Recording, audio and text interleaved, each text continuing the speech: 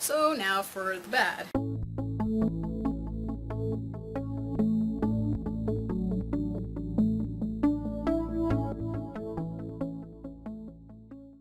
Let me talk about meeting with B Project. They were very strict with their rules. They didn't want any of us to talk to them or touch them, like handshake or anything like that. It's just get your autograph and go. The ticket system was really weird. They changed it so you couldn't buy tickets right there in person like they did, and I think in 2017, where you can like stand in line and get whatever extra tickets. Everything was strictly online through Eventbrite, which I thought was really annoying, because when I saw like Akira right next to like the B Pro table, I didn't know Root was doing stuff too, so that's why I didn't get autographs for Akira, so I quickly bought it and just went over there and got stuff or whatever. And I thought that was just really dumb. Okay, I'll put this in the bad section, even though I think this should be in like it probably, if I was part of the fandom, it would be in like the W2F like ugly section. So because the Overwatch voice actors like all canceled for obvious reasons, they had like a special Overwatch party on day 0, and I heard it was late, and it also ended early, and it was really terrible. They also kept like promoting this Neon Genesis Evangelion like museum, and I heard it was also not worth the extra ticket cost, because it was, you had to pay extra to go into this museum. You also, I think you had to go pay extra to go to the Overwatch party, and I think there was like a masquerade too, I think you had to pay extra for, which I think is really stupid.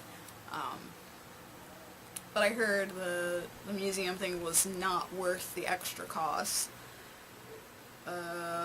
Also, the arcade was just depressing. There was not as many gaming choices.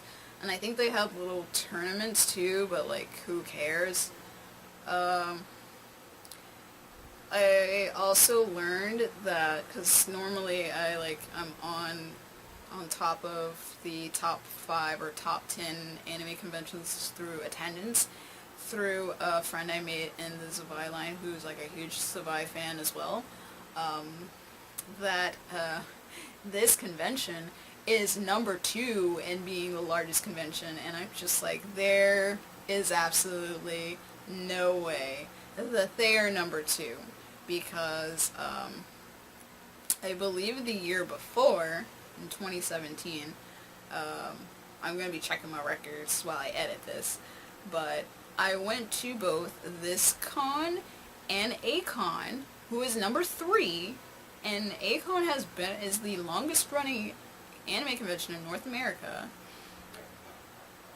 There's no way there was more people at FelCon than A-Con, because I went to both, and my limit is if you can go like this, like spread your arms out, and you're not touching anyone, you do not have enough people. You don't have a lot of people, and I can do that.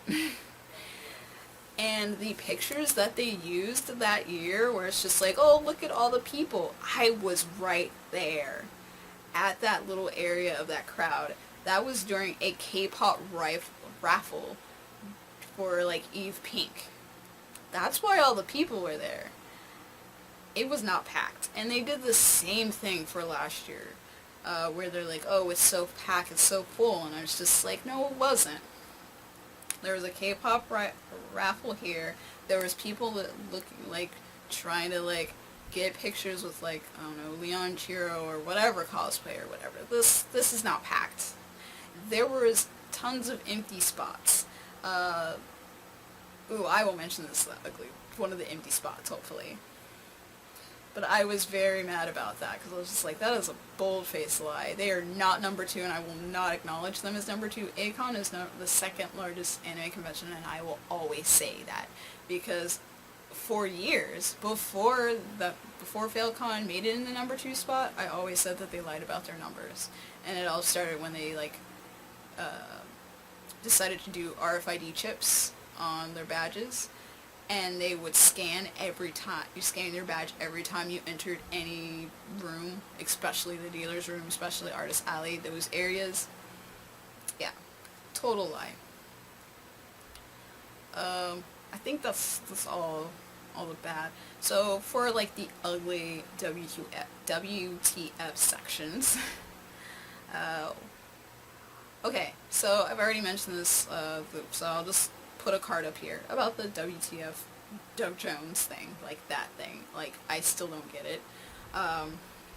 So as far as the vendor, there was a thing that Mr. Lee announced about teaming up with the like a women's shelter, women abuse kind of center or whatever, and that they would be taking donations or whatever, and there was a table that was supposed to be there, and I passed by this spot twice, and I remember, and I learned after the fact that that's where they were supposed to be, because somebody said they were looking for it.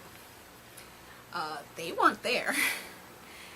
And I thought it was really funny that he was, like, doing that, because he's, like, a known predator. So, there you go, there's your proof, like that. That was not there. So that was a lie. Going back to the B-Pro thing, because this really pissed me off. Something I did not know about B-Pro was I was really excited. I wore my Hikaru outfit, and I was like, oh yay, I get to meet the actor who, like, plays Hikaru in the stage play, because they also do musical performances in Japan. That the whole group, the whole B-Pro group, was not there. They only took 2 to 3 members from each group, from each unit, excluding Kitakore, which answered my question of why they didn't have a special photo shoot, because they weren't there,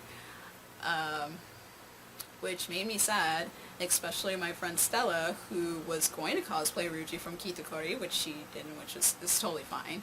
But now I know why they didn't have a photo shoot, because they weren't there. So they only had 2 members from Moons, 2 members from Killer Kings, and 2 members from Thrive, and no members from Kitakore, because there's only 2 members in that group. So one of the staff members explained while we were waiting forever, 5 ever, for autographs, that they were very strict about, which was totally fine, that they do, like, they split up the members so they can cover more, like, area. Like, so one group is going to America, another group was going to, like, China or something, another group was staying in Japan or whatever.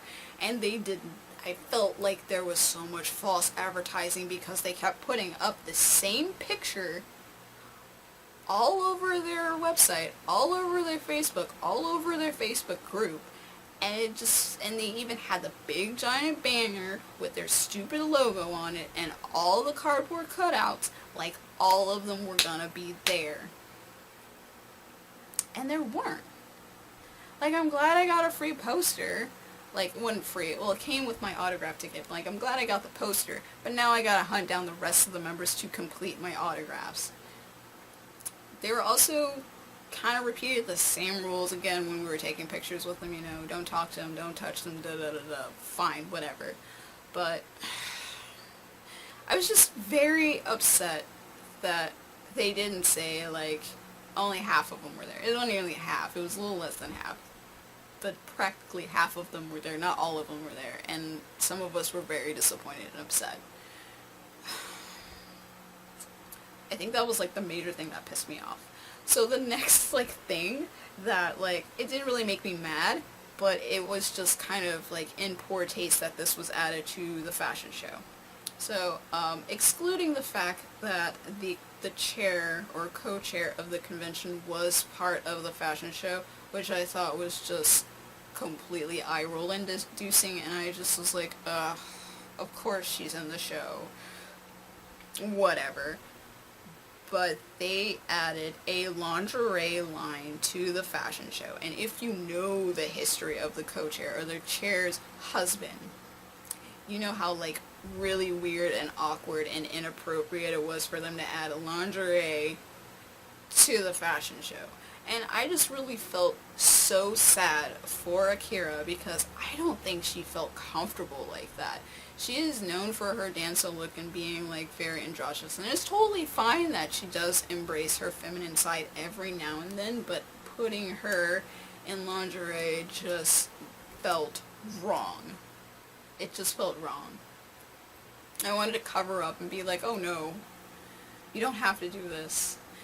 And I'm afraid of how that one guy was like behind the scenes during this fashion show, especially during the lingerie line, because that's just wrong.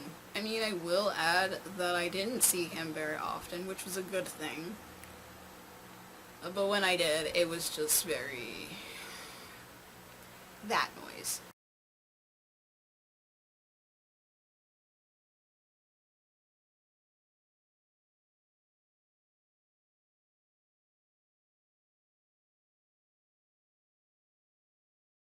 I'm glad that I didn't go this year. I heard it was terrible. I really was skeptical on why they changed the date of their convention because I thought they were trying to compete with Akon because they moved their date to June. And I think it was like the weekend before Akon or something like that. And I was checking the schedule for the Georgia round and there was something there, but that place is like huge and they're like normally they're like doing their convention like during some like robotics competition or the gun show or whatever, and it just didn't make any sense. And their date for next year is like close to like Anime Expo's date. And I know they want to be Anime Expo so bad, but they will never be Axe. They never will be. They try to be this big con, and then they're just reaching too many fan bases. And I've noticed this like kind of the year before last, 2017, when they're like, oh, let's include Overwatch or League of Legends or whatever it was. I think it was Overwatch. Let's include all these different fandoms all into our little anime convention instead of just focusing on Japanese culture. And they really tried that last year with not only just having Japanese culture, they're like, let's include Steven Universe voice actors, which they didn't get. Let's include Overwatch, which we didn't get voice actors for either. Let's team up with Houston Pop Culture Expo, which was just really odd choice. And they still teamed up with them again, and I'm just like, who are you, Houston Pop Culture Expo? Have your own thing. Like, you don't need, like, Falcon's like space. Like it makes no sense. I don't get it. I'm sorry I didn't do a vlog, but clearly not a lot happened. Clearly I forgot or just didn't care. Maybe I was protecting myself from potential damage. I don't know, but I hope my friends understand. One good thing that I can also add to, I guess, not end on a sour note, I did get a whole bunch of K-pop per usual, and eventually I'll do a haul once I like swap all my discs back where they belong. Other good note is that this is the end of the video because I don't really have too much to say.